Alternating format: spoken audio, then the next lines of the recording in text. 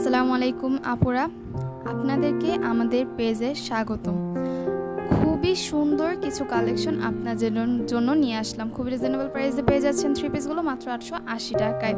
100% জমজম loan, কোয়ালিটিফুল কাপড়, 100% colour guarantee, 100% pure কটনের মধ্যে পেয়ে যাচ্ছেন থ্রি পিসগুলো।